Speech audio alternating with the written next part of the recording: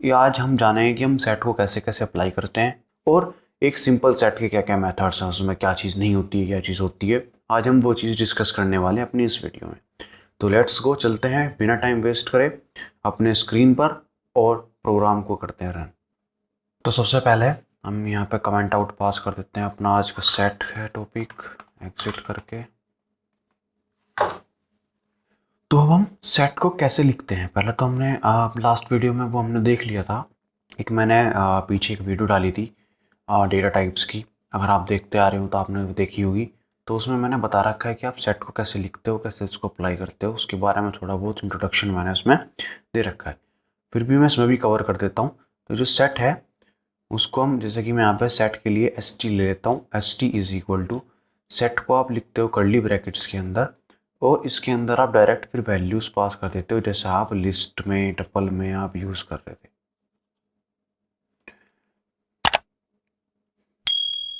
ठीक है, लेकिन इसकी कुछ प्रॉपर्टीज़ हैं,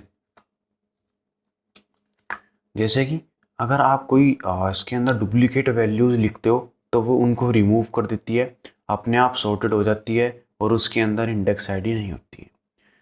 अब जैसे कि मैं इसको रन करता हूँ, अब मैंने रन किया तो देखो यहाँ पे है 1 2 3 एंड 43, और यहाँ पे मैंने क्या क्या लिख रखा है 1 2 3 43 2 1। तो जो 2 1 है दो बार आ रहे थे, 1 2 1 2 1, तो इसलिए इसने इसको रिमूव कर दिया, हटा दिया है। तो ये काम है आपका एक तो सेट का, डुप्लीकेट वैल्यूज़ को रिमूव कर देता है। और इसमें इंडेक्स आईडी नहीं होती, जैसे कि अगर आप किसी इंडेक्स आईडी के थ्रू कोई वैल्यू प्रिंट करना चाह रहे हो तो आप वो नहीं कर सकते हो। जैसे कि मैं यहाँ पे नेक्स्ट लाइन में प्रिंट करता हूँ एस टी, और स्क्वायर ब्रैकेट लगा के मैंने यहाँ पे एक इंडेक्स आईडी पास कर दी 1 2। ठीक है, 2 या 1 जो भी आप इंडेक्स आईडी प्रिंट करना चाहते हो वो आप यहाँ पे पास कर दोगे। उसके बाद रन करोगे तो देखो एरर शो करेगा है कि इसके अंदर इंडेक्स आईडी के थ्रू आप ऑब्जेक्ट को डिटेक्ट नहीं कर सकते हो, सपोर्टेबल नहीं है। तो अब इसको हटाते हैं, अब यहाँ पे करते हैं अपने टास्क परफॉर्म। जो आपका सेट है उसके अंदर तीन प्रॉपर्टीज़ होती हैं। एक होती है अनऑर्डर्ड, सेकंड है इसके आप अनचेंजेबल वैल्यूज़ होती हैं, जैसे कि हमने एक बार जो सेट क्रिएट कर लिया है उसको आप चेंज नहीं कर सकते हो। चेंज आप वैल्यूज़ को तभी तो करोगे जब आप इंडेक्स आईडी से उसको एक्सेस कर पाओगे, एक्सेस ही नहीं कर पाओगे तो आप उसको चेंज कैसे कर पाओगे। तो आप सेट के अंदर की वैल्यूज़ को एक बार लिखने के बाद ना तो चेंज कर सकते हो। थर्ड है आपका डुप्लीकेट वैल्यू नॉट अलाउड। तो ये तीन आपके मेन जो कौन सा टॉपिक है, या आप बोल सकते हो जो तीन पॉइंट है मेजर, वो यही है। सेट के अंदर आप इनमें ये चीज़ नहीं कर सकते हो।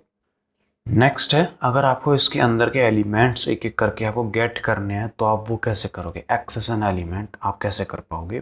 तो उसके लिए आपको सिंपल फॉर लूप लगाना है और आप एलिमेंट को एक्सेस कर सकते हो। जैसे कि मैंने यहाँ पर लिखा for I in S T print I. अब जैसे आपने आई लिखा, अब एस टी के अंदर की एक एक वैल्यूज़ को आई लेगा और उसको प्रिंट करता चला जाएगा। ये समझ में आ गया होगा। अब एस टी आर के नाम से एक सेट क्रिएट कर रहा हूँ और उसके अंदर कुछ स्ट्रिंग्स ले लेते हैं, जैसे कि A B C D E F G H I. इसको भी प्रिंट करते हैं S T R, run B C, run G H I, run G H I A B C, run G H I D E F A B C. हर बार आप जब भी इसको रन करोगे तो फॉर्मेट है वो चेंज हो रहा है। तो मैंने आपको कहा था अनऑर्डर्ड, तो ऑर्डर्ड में देखो उसमें यहाँ पे स्ट्रिंग वाली फॉर्मेट में इसका ऑर्डर जो है वो अपने आप चेंज होता जा रहा है। ठीक है, और अनचेंजेबल, क्योंकि आप इसमें इंडेक्स आईडी के थ्रू वैल्यू ऐड नहीं कर सकते हो तो अनचेंजेबल है। डुप्लीकेट वैल्यूज़ नॉट अलाउड, तो आपने यहाँ पे डुप्लीकेट वैल्यूज़ रखी थी, इसने क्या करा था, हटा दिया था अपने आप से।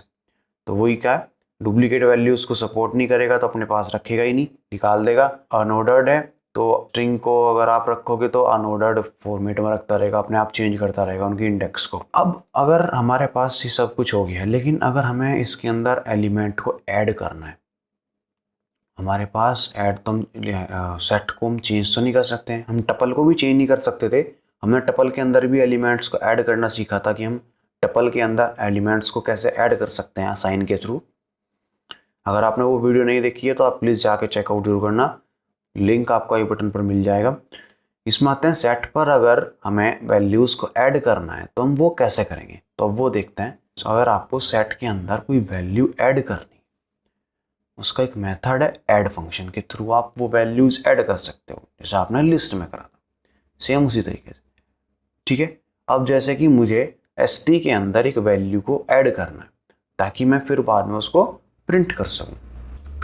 अब मैं यहाँ पे क्या लिखूंगा, st डॉट ऐड। ऐड मुझे करनी है एक स्ट्रिंग, तो मैं यहाँ पर ले लेता हूँ हेलो। ठीक है, अब मैं करता हूँ उस प्रोग्राम को रन किया तो देखो हेलो 43 से पहले आया, इस बार यहाँ पे आया हेलो।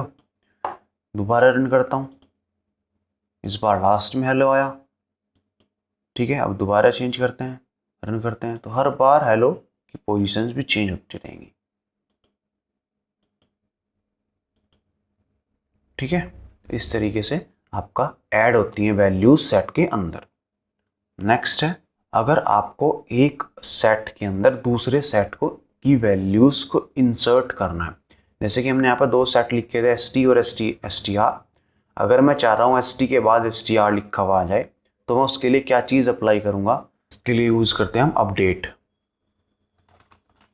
सेट। इसके लिए मैं लिखूंगा st के अंदर मुझे करना है क्या, अपडेट। किसको करना है, str को, और उसके बाद में प्रिंट कर दूंगा किसको, st को। ठीक है, अब जैसे मैं प्रिंट करूंगा, मैं रन करता हूं, अब देखो उसने क्या किया है, 1 2 3 हेलो DEFGHIABC। दोबारा रन करोगे तो दोबारा कुछ और अलग देगा। ठीक है, अब दोनों चीज़ आ गई हैं इसके अंदर। तो अगर आप एक सेट के अंदर एक वैल्यू को ऐड करना चाह रहे हो तो उसके लिए ऐड आएगा। अगर आप एक सेट के अंदर दूसरे सेट को इंसर्ट करना चाह रहे हो तो आपके लिए अपडेट का यूज़ करोगे, आप अपडेट मेथड, अपडेट फंक्शन का आप यूज़ करो। अगर आप किसी सेट के अंदर किसी लिस्ट की वैल्यूज़ को ऐड करना चाह रहे हो, देखो एक तो सेट हो गया, एक हो गया लिस्ट, उसके लिए भी आप सेम अपडेट का ही यूज़ करोगे, बस जो आपका लिस्ट होगी वो सेकंड वाले में होगी। जैसे कि str को मैं यहाँ पे टपल की जगह पर अगर मैं लिस्ट कर देता हूँ, और बस सिंपल इसको अगर रन करूँगा तो अब भी आपके आउटपुट सेम ऐसे ही आएगा। सेट के अंदर अगर आपको लिस्ट की वैल्यूज़ को ऐड करना है तो आप सेम अपडेट फंक्शन का ही यूज़ करोगे। नेक्स्ट है, अगर आपको सेट के अंदर कोई भी वैल्यू रिमूव करनी है तो उसके लिए रिमूव मेथड का यूज़ करते हैं। कैसे, वो देखते हैं। हाँ, तो जैसे कि मुझे st के अंदर से रिमूव करना था तो मैं st डॉट रिमूव लिख दूंगा, और रिमूव के अंदर वो चीज़ मैं पास कर दूंगा जो चीज़ मुझे रिमूव करनी है। जैसे कि यहाँ पे मुझे हेलो को रिमूव करना है तो मैं हेलो लिख दूंगा। ठीक है, तो हेलो जहाँ पे भी सेट में होगा तो वहाँ से वो उसको रिमूव कर देगा। अब जैसे कि रिमूव करने के बाद मैं प्रिंट करता हूँ सेट st, रन करते हैं, तो देखो उसने यहाँ पे हेलो को रिमूव कर दिया इसके अंदर से। इस तरीके से आप किसी भी वैल्यू को रिमूव कर सकते हो। अगर आप रिमूव कर रहे हो, जैसे कि मेरे पास अभी हेलो था तो वो रिमूव हो गया है, अगर वो नहीं है तो अगर आपके सेट के अंदर हेलो है तो वो रिमूव कर देगा, अगर नहीं है तो वो एरर शो करता है। अगर आप चाहते हो कि वो एरर ना आए तो उसके लिए आप यूज़ करते हो डिस्कार्ड। काम सेम है, बस एरर शो नहीं करेगा, वो यूज़ होगा डिस्कार्ड। जैसे कि मैं यहाँ पे नेक्स्ट लाइन में लिख देता हूँ st डॉट डिस्कार्ड, और मैं यहाँ पे भी हेलो लिख देता हूँ। तो अब क्या होगा, अब एरर नहीं देगा वो। रिमूव अगर वो वैल्यू नहीं मिली तो एरर शो करेगा, डिस्कार्ड अगर आपको वैल्यू नहीं मिली डिस्कार्ड को तो वैल्यू एरर नहीं शो करेगा, आपको जो का तो वो उसको प्रिंट कर देगा। तो आई होप आपको रिमूव और डिस्कार्ड में अच्छे से समझ में आ गया होगा कि आपको रिमूव कब यूज़ करना है और डिस्कार्ड कब यूज़ करना है। तो नेक्स्ट चलते हैं। तो अब नेक्स्ट है आपका एक POP। ये क्या करता है, आपका अगर आप अपने सेट से कोई वैल्यू को रैंडमली डिलीट करना चाह रहे हो, रैंडमली हटाना चाह रहे हो, तो वो काम पॉप आपका कर देगा। जैसे कि रन कर देखते हैं, हमने यहाँ पे लिखा st डॉट पॉप। इसके अंदर आप कोई भी वैल्यू पास नहीं करते हो, अब अपना प्रिंट कर लोगे एसटी को, और जैसे ही आप इसको रन करोगे तो देखो उसने एक वैल्यू को डिलीट कर दी है। अब क्या डिलीट करी है? 1 डिलीट करी है। ठीक है, हर बार ये जरूरी नहीं है 1 ही करेगा। ठीक है, तो ये आपका किसी भी एक वैल्यू को डिलीट कर देता है। तो ये काम है आपका पॉप का। नेक्स्ट जो है वो है आपका ज्वाइन, कि आप इसके अंदर कौन कौन से ज्वाइंस आप अप्लाई कर सकते हो सेट के अंदर। तो उसके अंदर आपको एक, यहाँ पे मैं लिख देता हूँ ज्वाइन। तो अभी हम ज्वाइन पढ़ रहे हैं, तो ज्वाइन में क्या है, ज्वाइन में हमने एक सेट 1 ले लिया है 1 2 3 जिसके अंदर वैल्यूज़ हैं। अब मुझे इसके अंदर एक अपडेट होता है, एक होता है आपका यूनियन। अपडेट, अगर आपको उसी सेट के अंदर कुछ वैल्यू अपडेट करनी है तो आप अपडेट का यूज़ करोगे। 2 सेट को यूज़ करके कोई नया सेट बनाना है तो उसके लिए आप यूनियन यूज़ करोगे। जैसे कि मैं यहाँ पे एक ले लेता हूँ सेट 2, और सेट 2 में इक्वल टू मैं कर देता हूँ st.union, और यूनियन के अंदर मैं पास कर देता हूँ सेट 1। तो अब इन दोनों सेट का यूनियन निकाल के वो सेट 2 के अंदर डाल देगा, और मैं यहाँ पे प्रिंट कर दूंगा सेट 2 को। अब जैसे आप देखोगे तो देखो 1 2 3 अब हमारा आ गया है, और 43 ये भी आ गया। ठीक है, तो इस तरीके से आप अपना यूनियन निकाल सकते हो। अब अगर आपको दो वैल्यूज़ में ये पता करना है कि इन दोनों में डुप्लीकेट वैल्यू कौन कौन सी हैं, जैसे कि जो इस सेट में भी हैं और उस सेट में भी हैं, ऐसी कौन कौन सी वैल्यूज़ हमारे पास हैं, अगर आपको वो गेट करना है तो आप वो कैसे करोगे? उसके लिए आप यूज़ करोगे इंटरसेक्शन।